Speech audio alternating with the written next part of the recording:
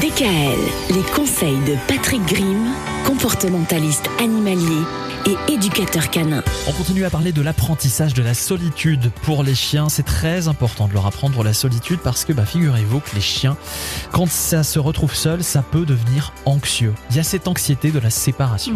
Oui, c'est quelque chose qui est très sournois parce que ça se met en place sans qu'on s'en rende compte. Parce que souvent les gens me disent je comprends pas, jusqu'à présent tout allait bien et puis maintenant quand je rentre à la maison, soit il a arraché la tapisserie, soit il a essayé de défoncer la porte d'entrée, soit il a arraché des plaques de plâtre, il a arraché des planches et ainsi de suite. Donc, est-ce qu'il s'est ennuyé ou est-ce qu'il est stressé ? La première des choses consiste à le filmer quand on n'est pas là. Donc, ça signifie qu'on le laisse seul. On installe maintenant notre petit appareil photo ou caméra là qu'on a maintenant tous à notre disposition via le téléphone. Il faut bien le planquer par contre, il faut le mettre en hauteur parce que le chien peut s'attaquer à ça aussi. Parce qu'il faut pas oublier que ce qui porte notre odeur est intéressant pour le chien. Donc pour se rassurer, il risque effectivement de s'attaquer également au télécommande ou effectivement et s'approprier ces objets-là. Donc on filme et puis on va analyser ensuite les séquences. Donc on va faire quelques petites sorties très courtes, 2 minutes, 3 minutes, ça suffit largement, on rentre, on vérifie.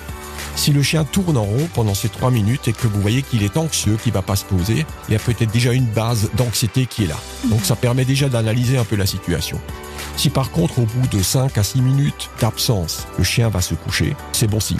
Si malheureusement son stress continue, au-delà de 10 minutes, un quart d'heure, on peut considérer que le chien est déjà gravement atteint.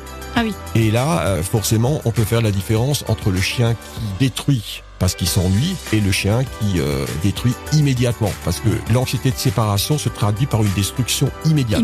Donc il réagit de suite à la séparation. Étant donné qu'il est très stressé à ce moment-là quand vous partez, il va essayer de trouver une solution pour vous retrouver. Ce qui peut même arriver, c'est effectivement qu'il y a des chiens qui sautent d'un balcon pour essayer de rejoindre les maîtres qui sont partis. C'est terrible. Oh là là, mais c'est comme un suicide.